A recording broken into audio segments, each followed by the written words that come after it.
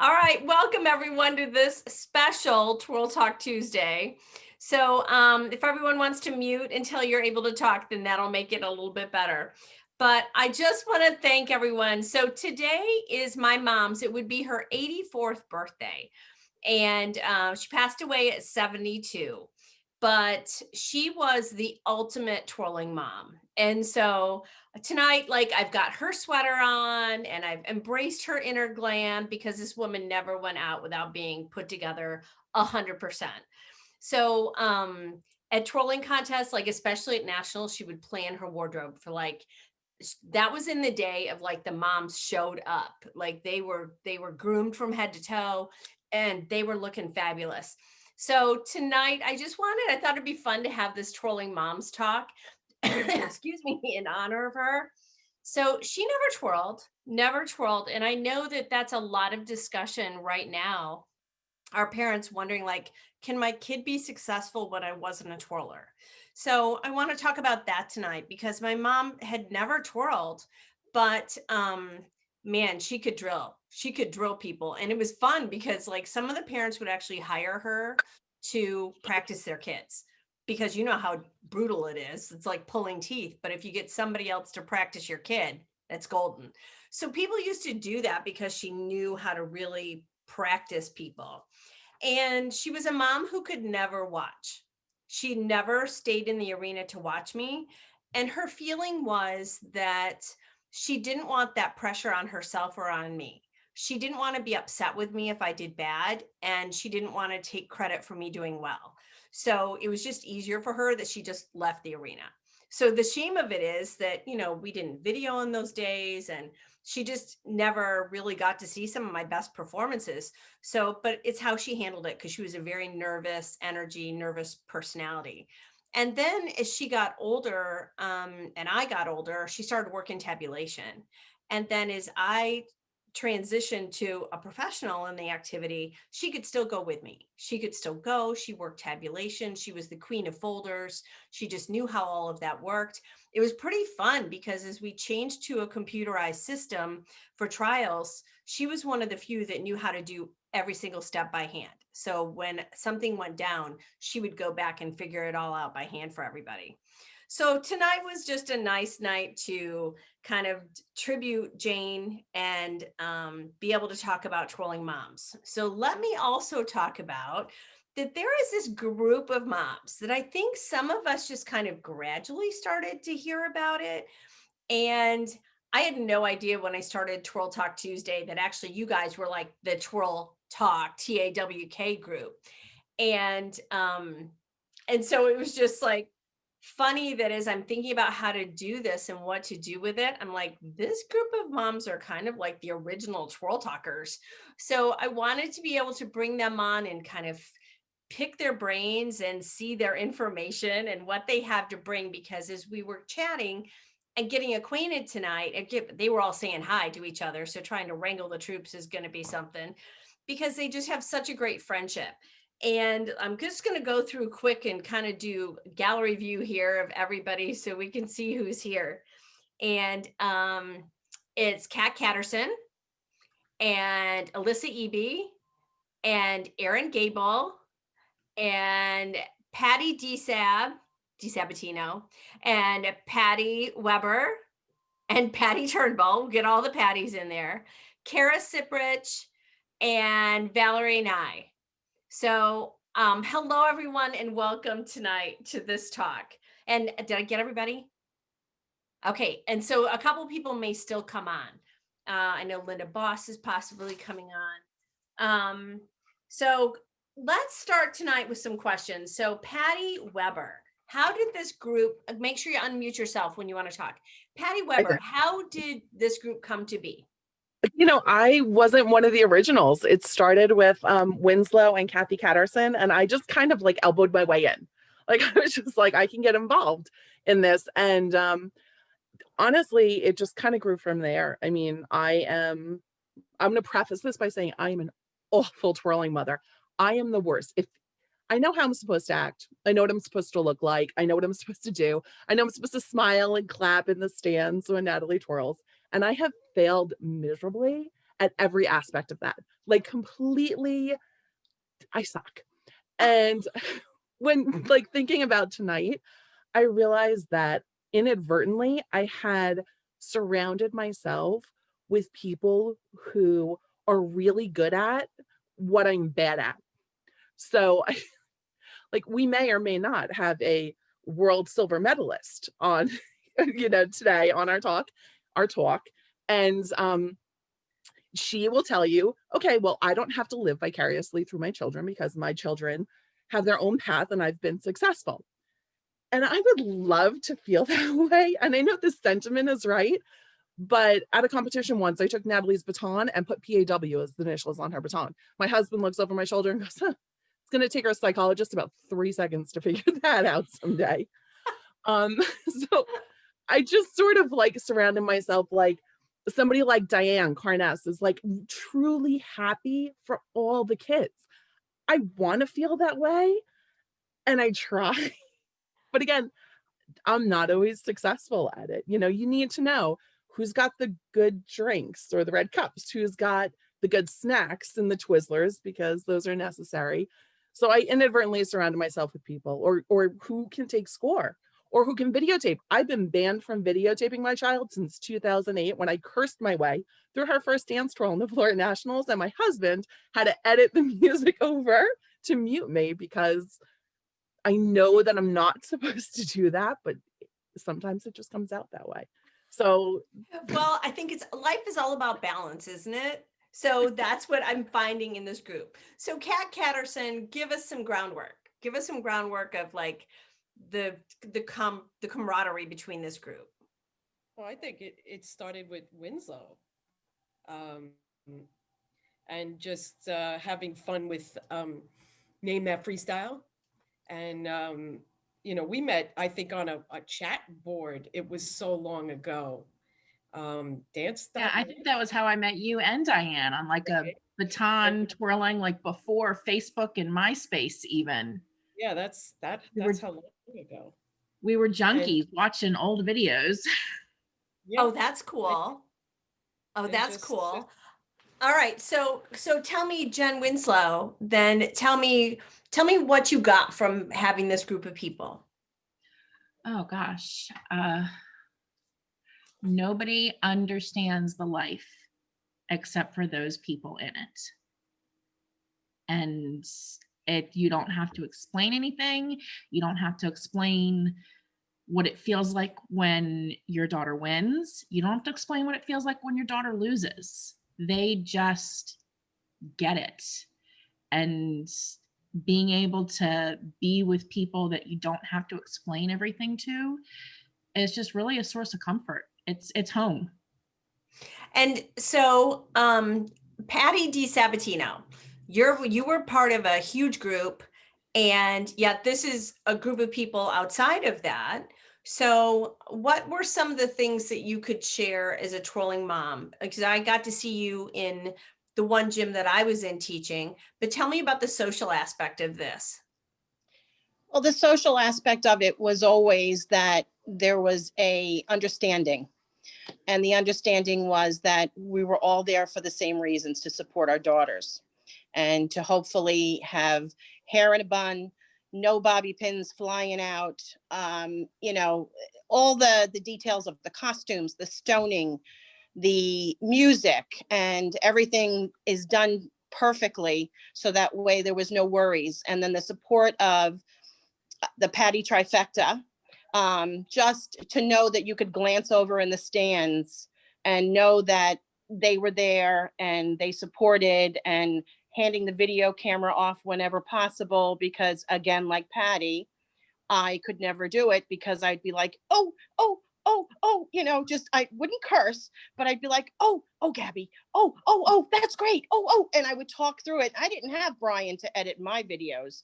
But just the support of everybody, and just knowing that, through our organization, it was such an upbringing that I was able to grow and get to know other people. And it was wonderful.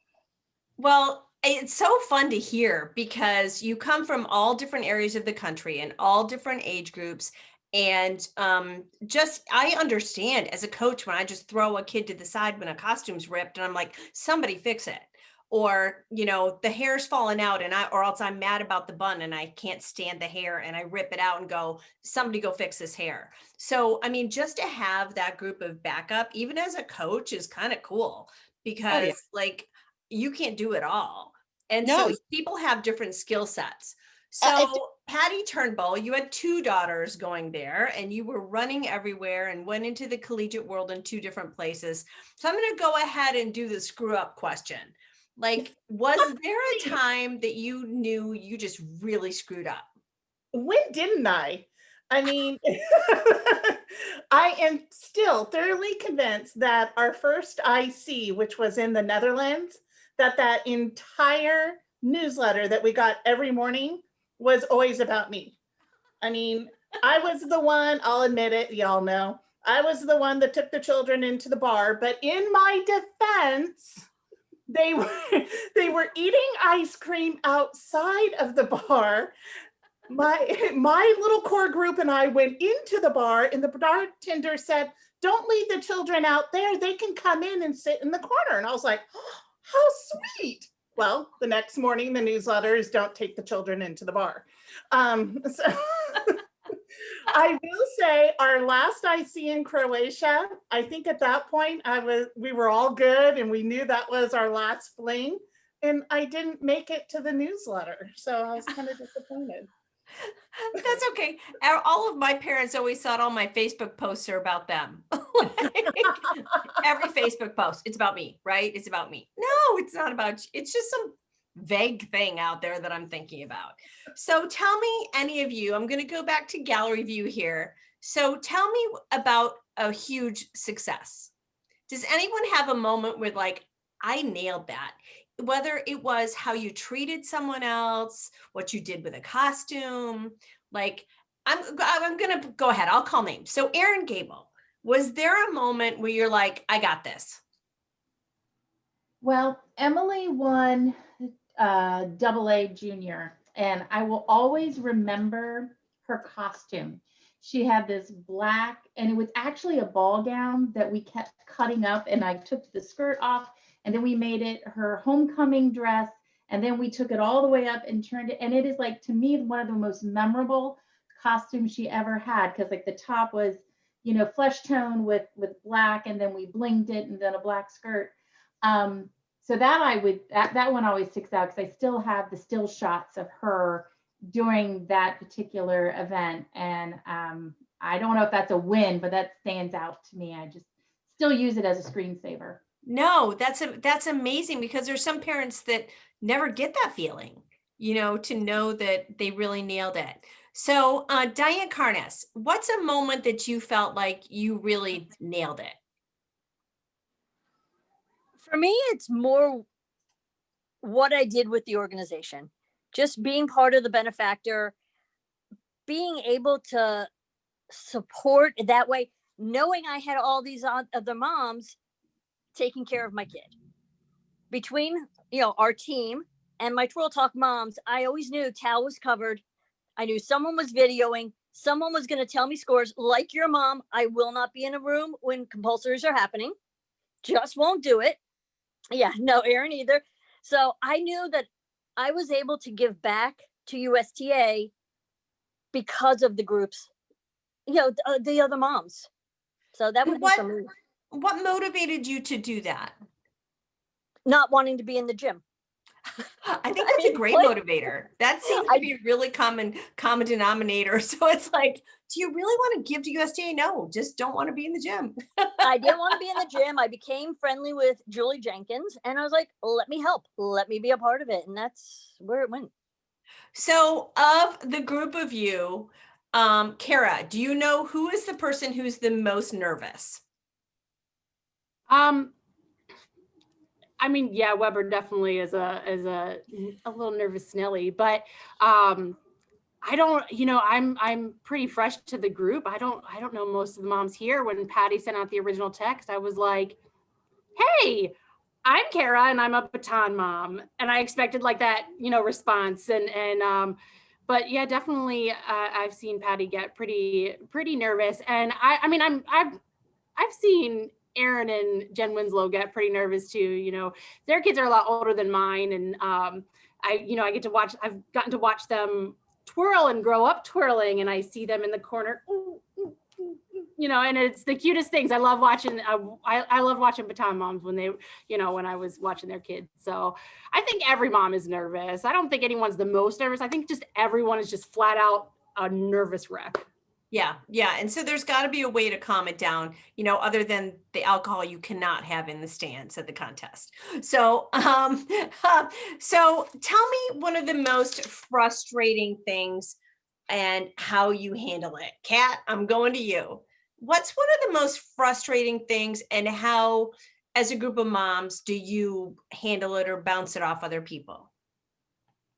And Turnbull's after you. Patty Turnbull. Sorry to be using last names. It's the Patty thing. Okay. I really don't know. We all do too. So. Okay. You don't. All right. So Patty Turnbull, tell me. The subjective sport. I grew up in a subjective sport. I was an equestrian.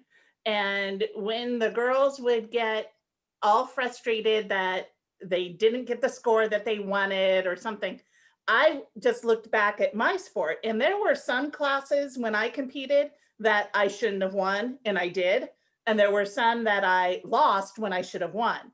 So I would always tell them that if they didn't want to be in a subjective sport, that they needed to take up swimming, because that was just, you got to roll with it. You're going to win some, you're going to lose some, and it's still subjective. Right. And I think the hard part, like as a coach, we can give you those words and we can say, listen, you're going to win when you shouldn't, you're going to lose when you shouldn't. But in the meantime, you're the parent that goes, this stinks. Like, this just doesn't feel good. So I know that as a parent, that's really hard.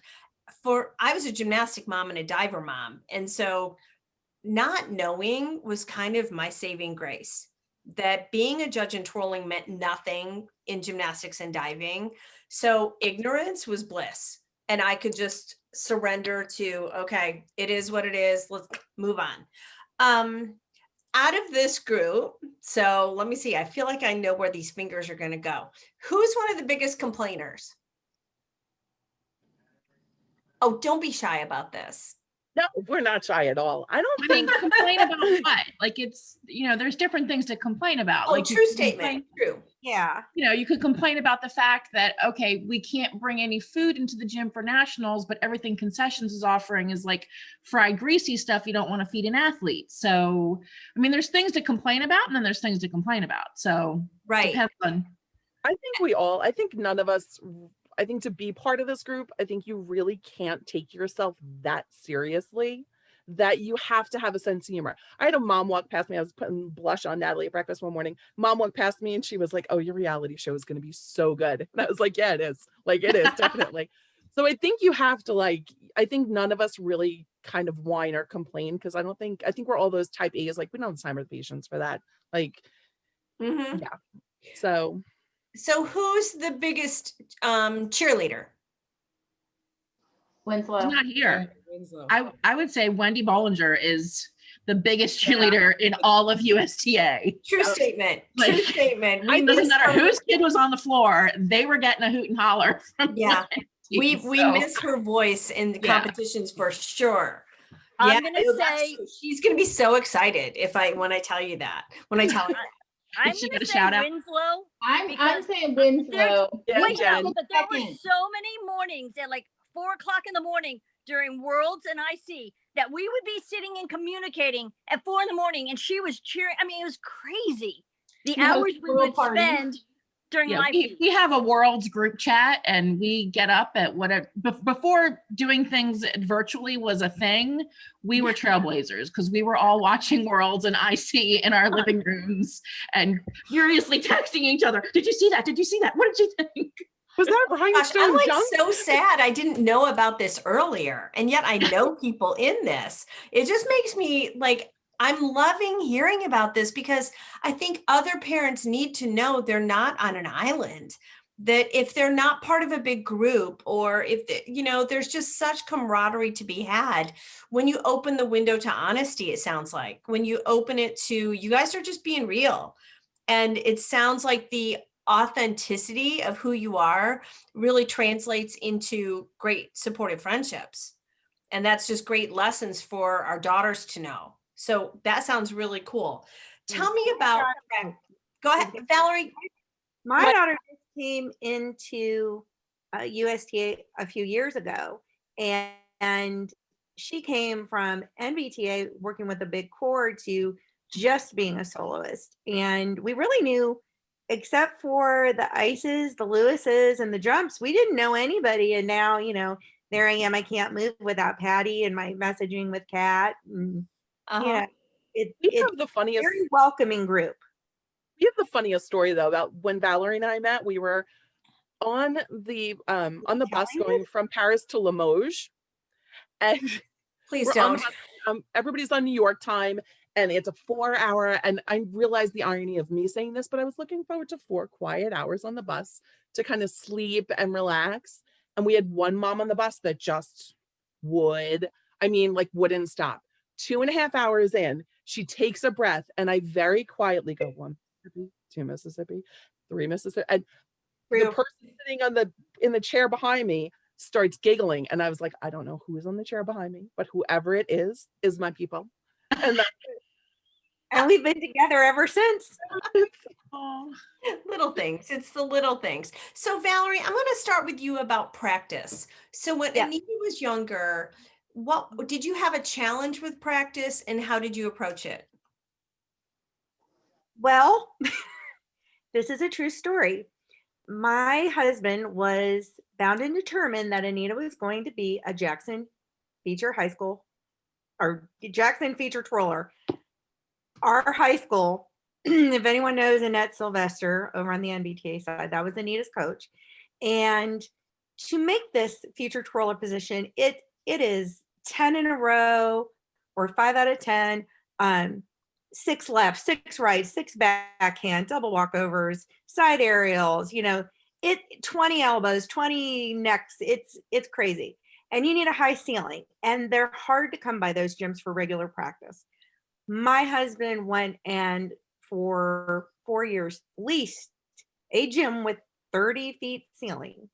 And, we would go every single day, and we had a 3-ring binder, and I had the tricks, and we would do those tricks till she passed them. We would do extra, solo, modeling, multi-baton, and we spent hours in the gym every day.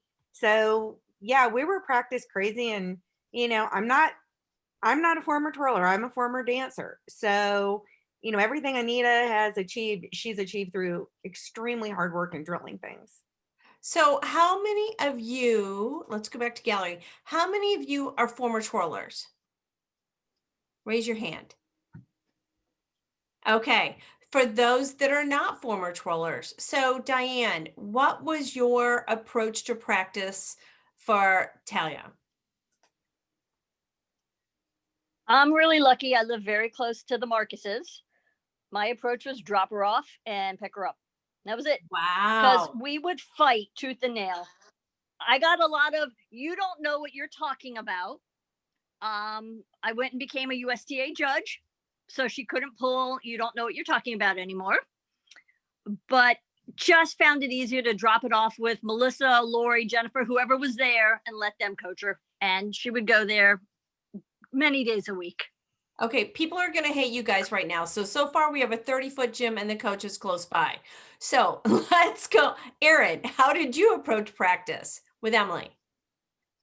Well, so in the beginning, we, Colleen is the PE teacher and she was the coach. And so we would just take her up to the elementary school, and Jen can talk about this, but as they, started to progress, just like Valerie was saying, you needed a bigger and bigger ceiling. And there was a period of time where we would literally drive, Jen, an hour and a half, maybe even longer, around the DC Beltway to the soccerplex where Wheaton practiced, to use that gym and fight rush hour traffic. And then we were very fortunate, and I want to say 2009, if that's right, Jen, they Yeah. built a recreation center in Annapolis that was like 3 stories because it had a track that goes around it. And I mean, we knew when it was going to be built. We were there when it opened. We were just all over their stuff. And so then with Emily and I, we just kind of built in a routine of regular routine of practice. We were up there pretty much every Sunday. We had to battle to take over the basketball courts, which I'm sure people here will all agree with. But if we got there when it opened, then we could have the basketball court. So we just kind of built in a routine. And then if her friends were there, like Hannah or anybody else, then it just kind of made it better. I understand. Okay. So some of you have had coaching changes that you've had to go through. Whoever's comfortable, tell me the coach change that went the most successfully for you and why. Did anybody have a successful situation with that? Yeah, Kara. So when my girls started twirling, they started twirling because of my mom. And, we just had the dance studio and they were grandma's girls. And it got to the point where no matter what grandma said or what mom said, we weren't right. And, we tried, another team and it just didn't work out. And then we ended up at the Dynamics, who twirl mainly MBTA. And our goal was we just need individual help. We've got our own little tiny team at home where mom and, grandma coach and they can do teams there. We just need individual help. Well, they convinced them, my then I think maybe 5 and 8-year-old at the time, that they wanted to be, Dynamics twirlers. And so they became full-time twirlers of Linda Alford and Stacy Boyer. And it was the best change we've ever made. And I've never met another group of coaches that love my kid the same amount that I love my kid, and they just support them nonstop. That's so wonderful to hear. So there's also difficult coach changes. I don't know if there's anyone that's comfortable talking about that, but if anyone's comfortable talking about a difficult coach change and why it was difficult, raise your little hand up. Yeah, go ahead, Valerie. So, as I said before, Anita had mostly twirled MBTA until she went to college, and she had always been part of the core in MBTA. When she went to college, she knew she wanted to continue to compete, but she also understood she would no longer be able to routinely work with her previous coaches and be able to grow. It just transportation wise, getting them to her, they were committed to a studio, and it was nothing personal, but the relationships were like, as close as blood family. And Anita had worked with Kathy Forsyth for several years because Kathy worked with their core. Jazz dolls, right? Yeah, Lori Cobb had come in, and the year Anita won nationals at AYOP, she was part of the coaching team there. And they had a very good rapport. So Anita had decided in college that the best move would be to go solo and to work with Lori and Kathy. And the heartbreaking part was it took, and I'm happy to say, I feel, while it's never as close as it once was, the relationships are good and friendly again, but that heartbreak and devastation over losing those relationships for quite some time, that was probably the most difficult baton twirling experience in the decades plus she's been twirling, and that was really something to adjust to. Well, because those relationships are everything.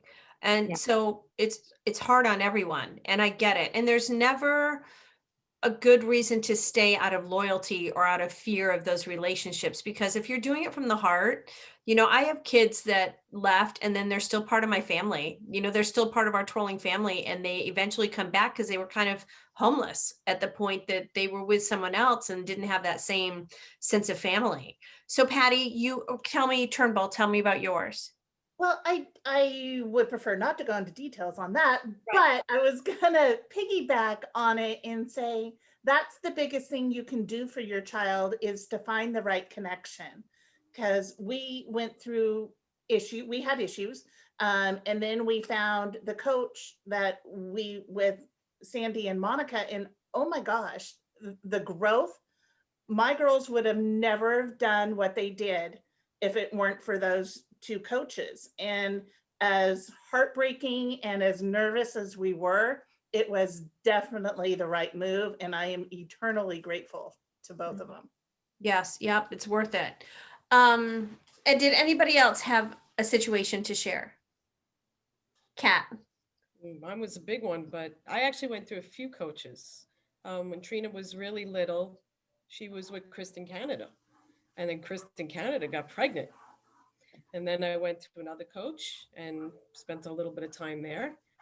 And things didn't go well for Worlds 2016. Mm-hmm. And then Trina was going to quit, honestly.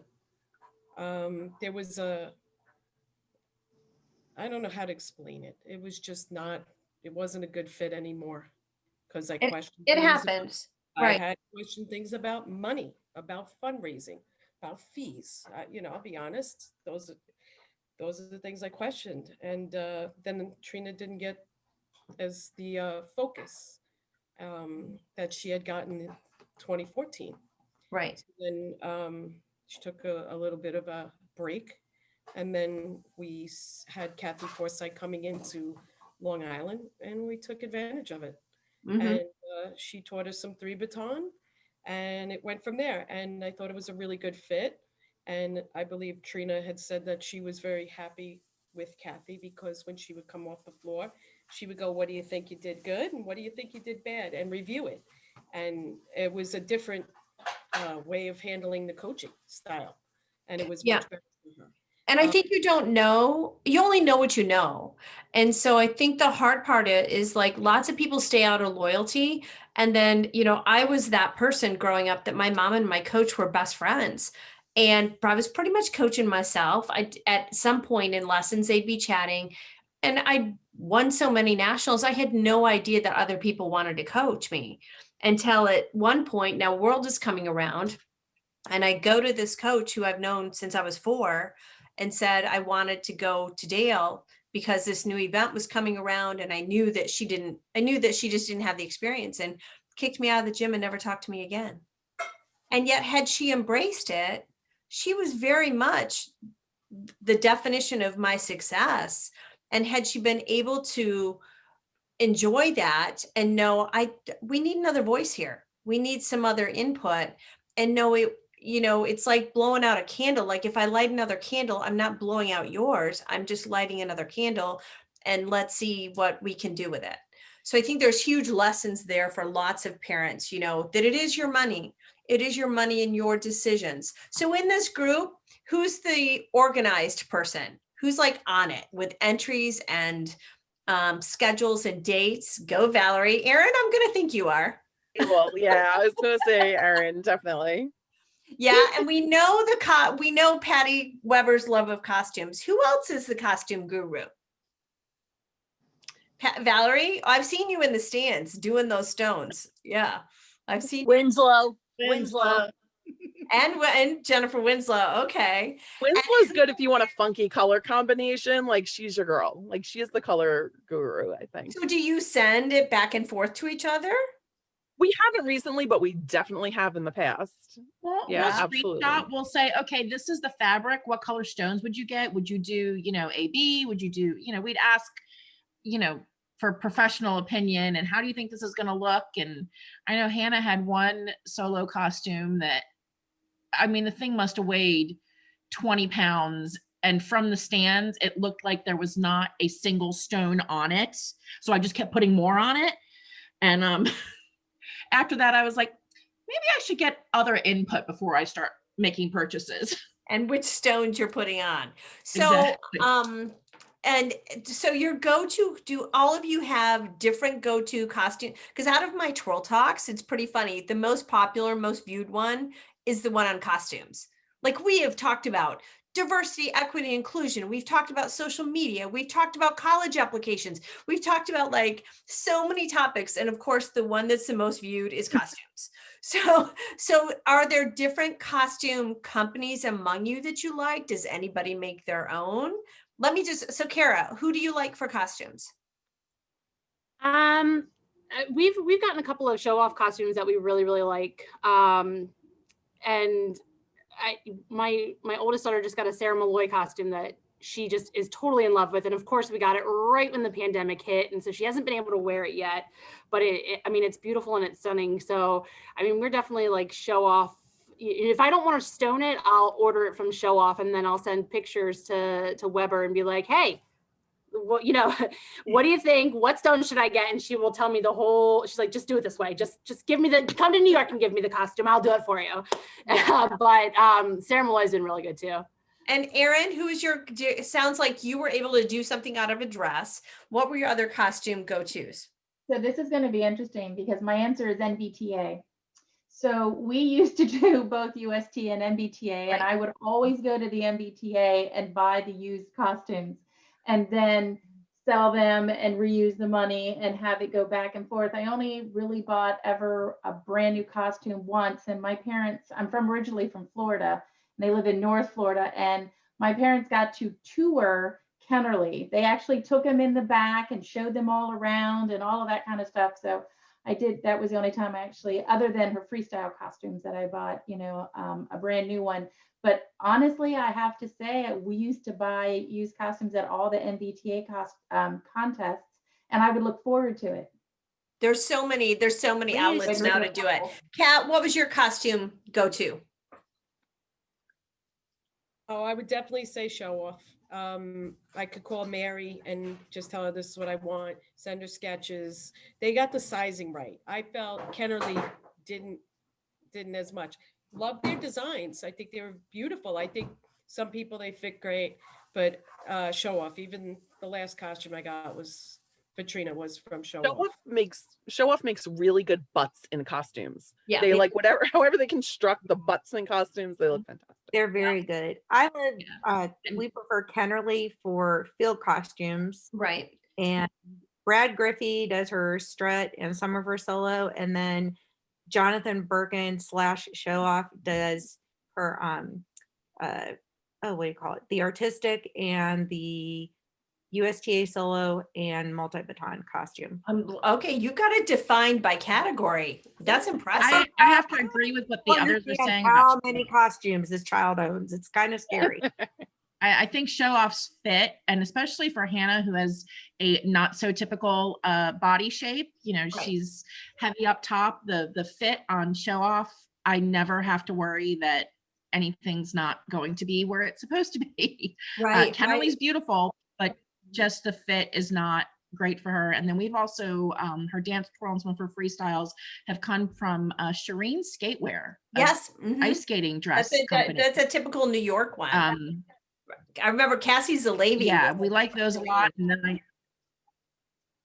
Stone, yeah, and I think that was what turned me onto it initially, was some of those sparklers, the older girls. I was like, oh, those are really pretty, and you could really do something with that. So, but yeah, I have to agree with the show off comment on fit. They are top notch.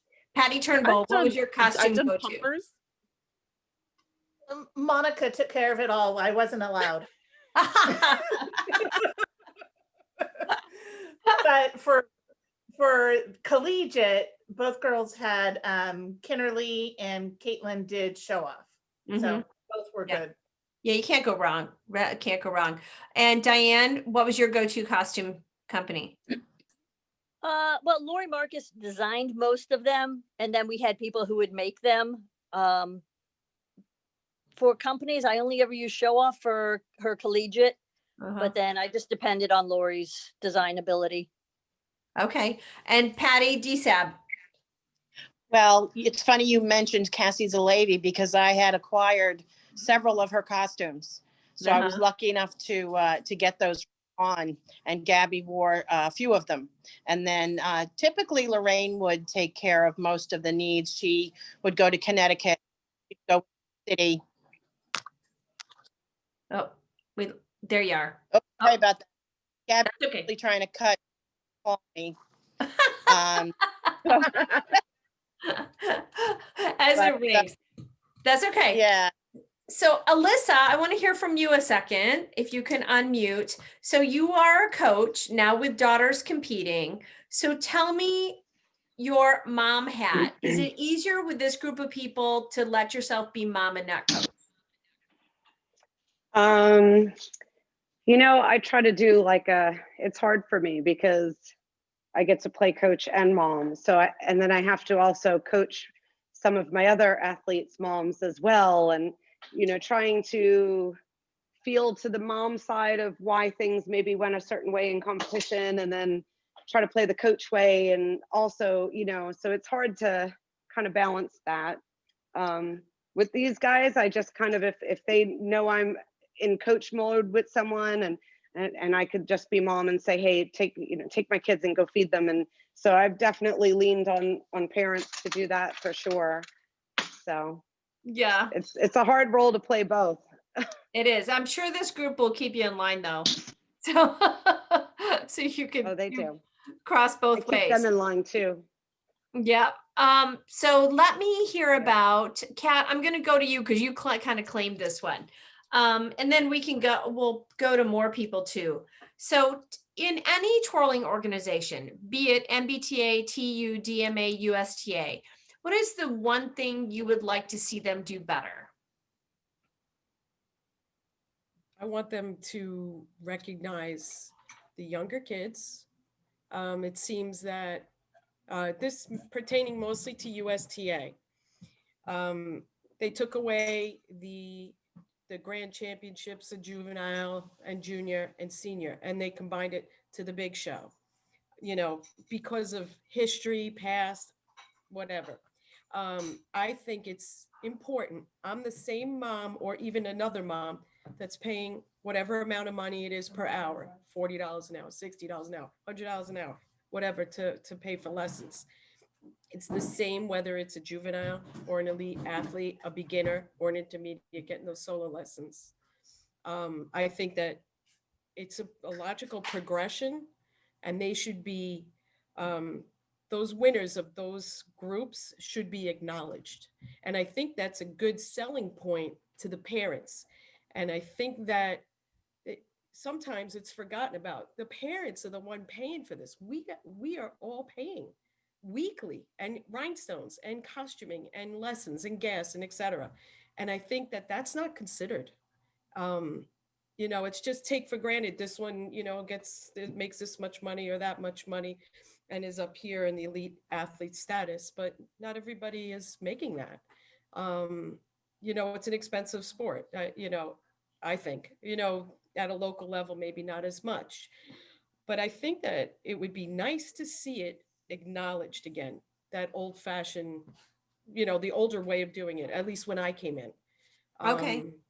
I think it's important. I think it's important for a Festival of the Future to be acknowledged. Hey, we have a twirl off winner of Festival of the Future, the beginner winner. We have the intermediate winner. Kind of that's what's successful in NBTA.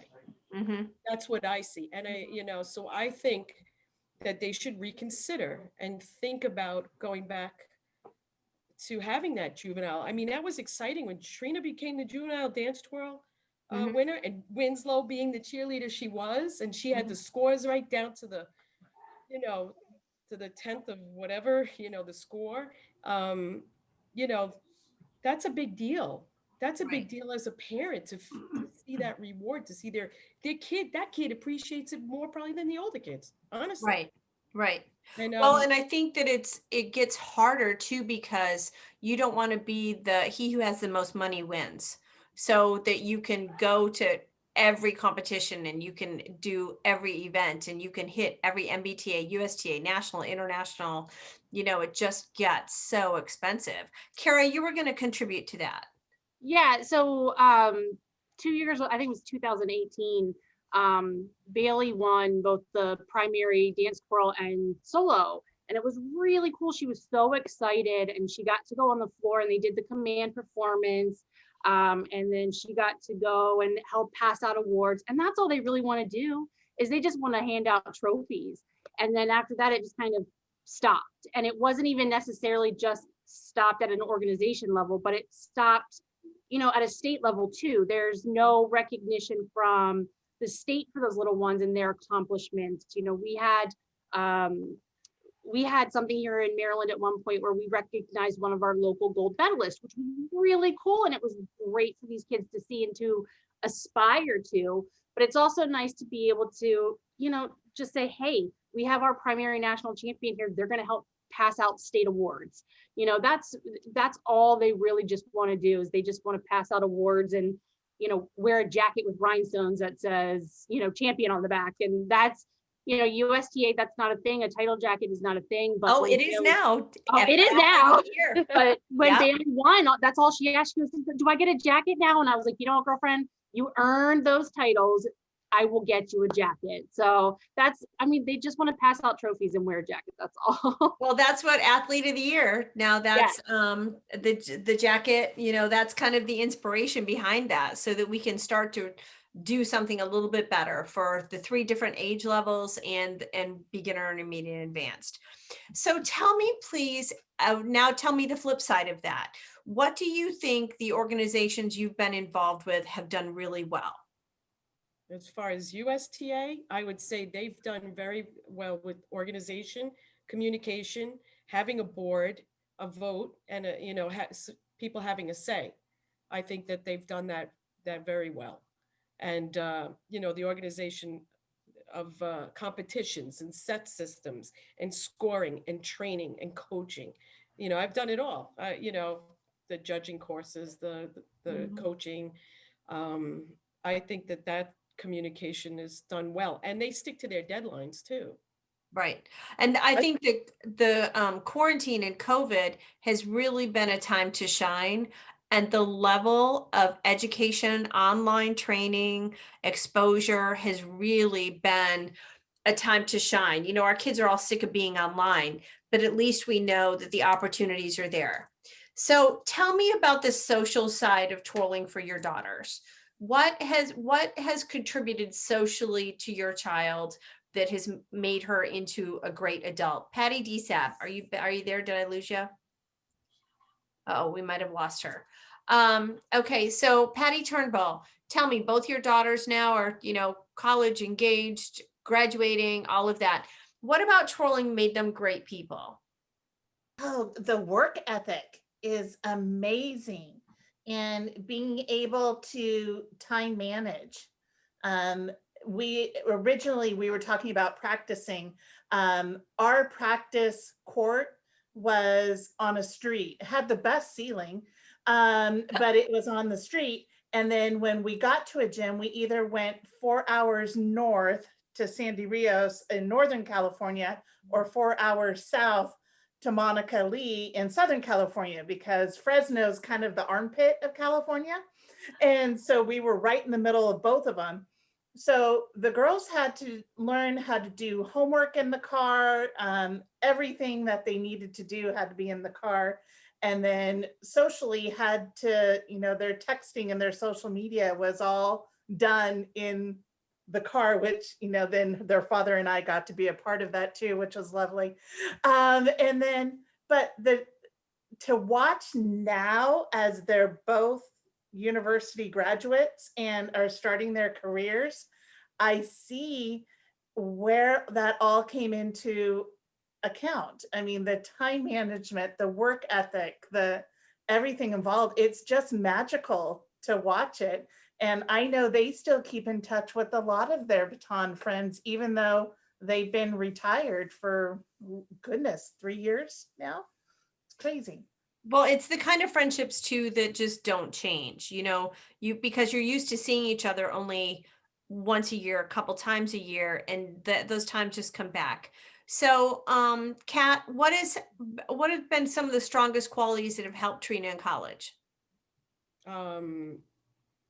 The practice. The good thing is she's twirling for Syracuse, even though she goes to Oswego. She's twirling for Syracuse, and she's on her own, no coach, no nothing. And she's able to handle that. And unfortunately, she didn't twirl this year. but also just manage everything, that, you know, be responsible. I think what was good about the world team, and she was on at a young age, but also being responsible to just travel on her own, you know, and just take care of her responsibilities like that. Just grow up, not be afraid of, you know, getting on an airplane by herself. Yeah, no, that's huge. I And think Erin, Oh, go ahead. tell I was me- going to say, go ahead. Erin. I was going to say for Erin and I, it's a little bit different for Hannah and Emily because they twirled on a team together, Right. but they also competed against each other, especially at the state level. And if I could say the one thing that twirling has taught Hannah is grace as a human being, because sometimes you're beating your best friend and sometimes you're losing to your best friend, and then you've got to turn around and you win a national title as a team, and those are hard life lessons, and I'm glad that they had each other to learn those lessons with. Yes. Erin, what is Emily taking now into her career from twirling? Well, I will say that handling the pressure, I mean, I'm sure if she busts through this door, she'd probably disagree with me, but I mean, you know, it's a lot of pressure to go out there as a soloist and do compulsories, and everybody's right. I was the mom that hid in the bathroom. Everybody knows it. I went outside. But I mean, she had a very hard major. She had a lot of multitasking, dealing with that pressure and everything. And I do think that that actually has benefited. The one thing that I would want to say is some of the women are here and some of them aren't, but some of my closest friends, twirl moms, are moms of girls that Emily competed against. So Patty Turnbull, Linda Boss, Donna Malowinski, Winslow, all of them. And we were able, I mean, Linda was the one who like videotaped Emily because I couldn't do it, but we could stay in the stands and cheer for our daughter's competitor. And that is something that is so beautiful that I wish more twirl moms would embrace. And in fact, a couple of years ago, Emily and I went to New York to visit Donna and Linda, and we still talk all the time. And that I think is something that's beautiful that's come from this. And as Winslow says, Emily and Hannah are still best friends. It is. And I think that those relationships, you know, that it can be really easy for a program or for coaches or for athletes to get caught up in scores and drops and winning and all of that. And it's like, you're not taking any of that away with you. All of it goes away. But what do you take with you? And it's like what you as moms have found out and what your daughters have found out. So Kara, you've got younger kids. What are you hoping twirling is doing for them? And I remember you as a competitor. So obviously you've come back and you want things for your daughters. What do you want? I want them to learn to be able to learn how to be able to cheer for other people and be very confident in themselves, and learn that the world's not always going to be fair. You know, you're going to get that job or you're not going to get that job. And it's something that, you know, I had to learn myself, knowing, you know, I work in a competitive field, and I want my kids I want them to just feel good about themselves. And I think if you raise your twirler right and you have enough surrounding people to help encourage that, they're going to look back on that time and go, that, you know, I love twirling. It was so much fun. I got so much out of it. And they're not going to care that they don't have their trophies or their plaques anymore, but they have stories. And that's what I want them to take away. I'd rather them take away more stories than trophies above anything else. Oh my gosh, let's put that in quotes. I think that that's really huge. That's a big takeaway from this conversation. I do too. And, you know, it was, I think it was Karen at one regionals where she had mentioned something about trophies. You know, they rust, but what's left is your friendship. And when I grew up twirling, I had 4 other friends that I twirled with at the Bel Airs, and we're the Spice Girls. You know, that was our inside joke. And we were just texting last night about it. And we were texting each other updated mailing addresses because someone moved to Texas, and we were checking in. And, you know, I've got one of them who subs in and coaches for me, even though she has her own team. So, I mean, I have so many more stories than I do trophies. And I look upon that as a win in my book and in my mom's book, because it's not, it's just so much more fun to have a good time and than just to have a bunch of metal hanging in your room. Right. Oh gosh, don't you just want to bottle it, and don't you just wish the world knew that, Yes. when we're always the underdog sport, and these are the things we want out there, that there's so much, and you can see you all come from different programs and backgrounds, and yet the commonality appears to be that. So Diane, what is Talia taking into her adult life now? So she's working on her master's, and it's the same as the other moms. She's learned the dedication, she's learned time management, how to, prioritize and make things happen. She's just taking care of business. Yeah. Yep. Well, because you had to go to the gym and just get it done, just get it done and just do it. So, if you're Alyssa, while I'm talking to Alyssa, if your daughter's around and they want to peek in for the last little question I'm going to talk with you guys about, let's get their faces in the screen and we'll go ahead and introduce it. But Alyssa, so now Yes, you ma'am. obviously stayed involved. You are a highly successful competitor. You're a coach. You've been a great coach, and you've got daughters involved in it. Why? I think for me, I really enjoyed baton twirling, and I wanted to continue it, as a coach. And part of it was convenience at first with my kids, because I would go to the gym, so they might as well come with me. And well, if you're going to sit there, you might as well learn how to twirl.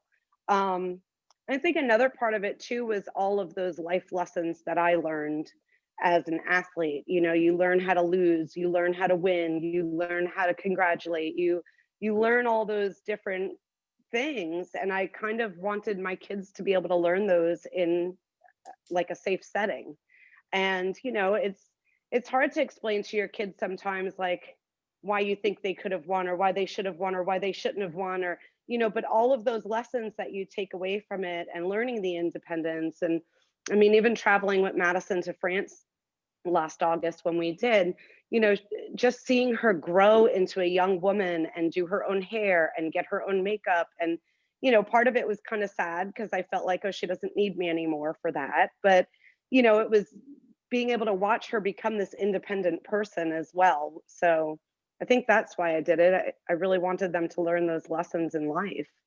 Well, as we talk about my mom tonight, because Alyssa, you hadn't come on yet, and I said how I wanted to do this tonight because it's my mom's birthday. And but she was horrible with hair. Horrible. And our biggest fights were like, that's why I literally could do my own hair and makeup at like 9 years old. Because when you do the ponytail and the bump is in the top still, and there's a bump in the top. You can't have a bump in the top, Mom. Knock it off. And so, I had to learn how to do my own hair. So let's go through here, and we just have a couple daughters that can't be here. And so before I say I asked the last couple of questions. So Kara, tell us your daughter. So I actually have two. The other one is not really feeling well, so she's in her room, and Autumn is working on a big French project due before Christmas. But this is Bailey. She is my second oldest daughter. Yeah. Bailey, it's good to see you, and you can wave to all your friends. Erin, tell us your daughter. This is Emily. She reluctantly It's so came good to on. see you. Wonderful. And Valerie? Yes, I have Anita here with me. Hi, everyone. So glad you're home. And see, this is now like we get all these daughters home. Kat? The Trina, famous Trina. Nice to see you. And I like Patty. We've got Super Dad, and then go ahead. Your daughter's where? In the Brady Bunch here. Well, yeah, because I don't have any daughters at home anymore. They all left me. So Brienne is logged in, and then Brent just got home. So Hi, Brent. Hello, everybody. Patty Weber. Hey. We've just been crazy. This is Natalie, and we've just been crazy doing the college thing, doing apps, and she's 2 for 2 so far with our college acceptances. So yay. Go you. Yeah. Okay, Go you. It's the most nerve-wracking until you know your identity. Like so my daughter went away to college, and she had diving scholarships so she could go somewhere. And we went on spring break, and she goes, Mom, there's a rule. We're not talking colleges on spring break. We're not talking. And we're driving down the Tell her highway in that. Florida. And all of a sudden she goes, I have an announcement. I'm like, it's she and I in the car. I went, excuse me? And she goes, I'm going to Denison. Okay. All right. This is who we are now. I can do this.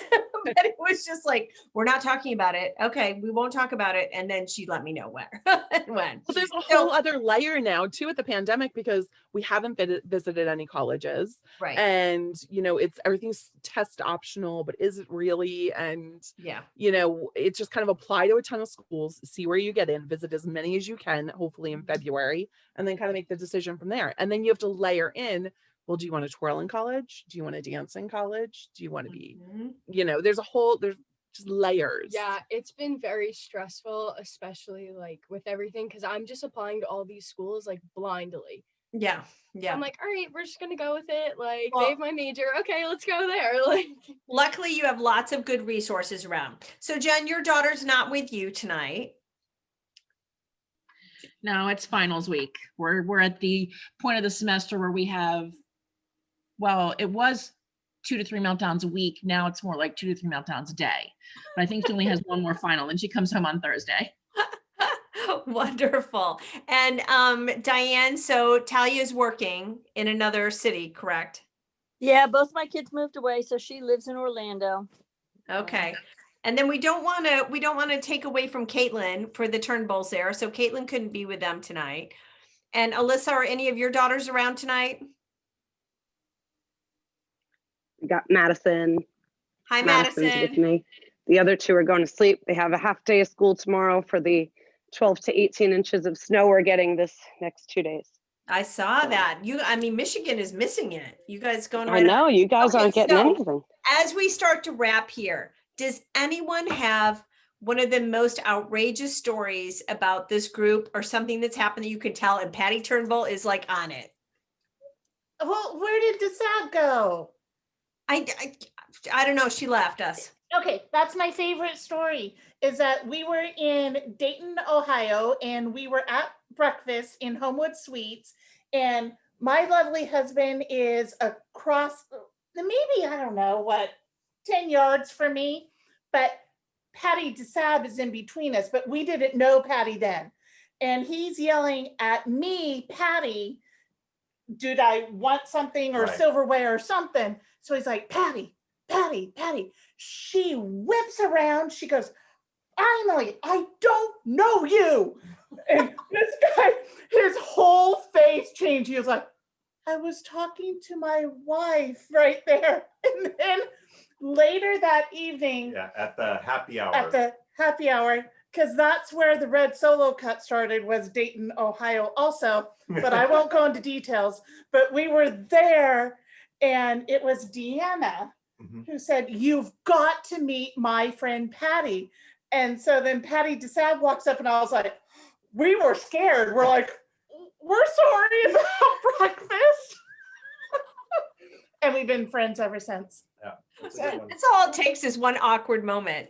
Does anybody else have an outrageous story amongst the group that you can tell? I was going to say that's fit for public consumption. I don't know, but yeah, not that I can tell. Okay, so let's finish up here with the ones that are no longer, their children are no longer competitive or active. Erin, what do you miss the most? Seeing her perform.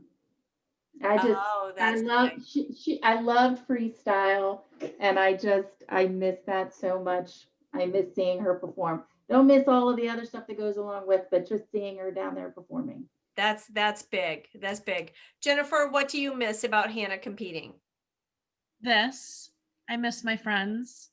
I miss, my friends I only got to see a couple times a year, but I knew that when I did, it was like no time passed. That's probably what I miss the most, is the family that twirling brought me. And I have a feeling you guys are going to stay connected no matter what. So, Diane, what do you miss about Talia competing? Especially now that she doesn't live here, there's the time together. We literally work together all the time, and I miss it. Yep. And so twirling turnbulls, what's the thing you're going to miss the most about competitions? Oh, I think it's everything that they just said. Oh Yeah. my God, you're crying. My dad cries at everything, but it's really sweet. Yes. So watch out at the wedding. Whoa. Oh no. Ditto to everything what everybody said. Yeah. Well, At nationals, we would have our 3 rows in the spectators area, and it came in and out. Red Solo cups came in at. We can't talk about. Oh, it's okay. It's all right. My dad's used to tailgate. Like I always had great dads. And so who knew at Twirling you could have a tailgate, but my dads would like tailgate at regionals. So it was always great fun. Bring the grill, got the stuff going on. You know, you got to make the fun because you're listening to the same music for 12 hours. Yeah. So I just want to thank you all so much. You just made my cheeks hurt from smiling. And I love all of you. And I love this connection. And this is just the unspoken what you can hang on to in twirling that people just don't understand sometimes if they don't commit to keeping their kid involved. That it's the tough times in the gym, that when your kid doesn't want to practice and the fights in the gym sometimes you just got to push through it because eventually it gets to this. And I think tonight we haven't talked about one championship. We haven't talked about winning a title as part of the bond of what you guys were. It's just about the experience and it's about living it. So I think that there's so much for parents to learn tonight from this group. And I just thank you so much. Heck, I might need a part 2 with you. You know, that as long as I started a Twirl Talk Tuesday, then the Twirl Talk can be the ambassadors. I can't say it right. Okay, Patty Weber. And what's the yo thing? Is that how you guys always start your text or something? That's how Kathy Catterson picks up the phone. I call and she goes, yo. Like, so yeah, that's what she says. And it's Twirl Talk, like coffee. Yes. Yeah. Well, I love you all. I love this activity. I want to wish you health and happiness and just a wonderful holiday season. And let's all just keep supporting each other. And yeah, if everybody had their Happy red Solo birthday cup, to your I have a mom. feeling those would be up right now. So thank you. Yeah. Have a great night. And I need to talk to you again soon. All right. Bye, guys. Bye. Bye. Happy holidays. You I too. miss you all so much. Miss you guys. Love you. Love you.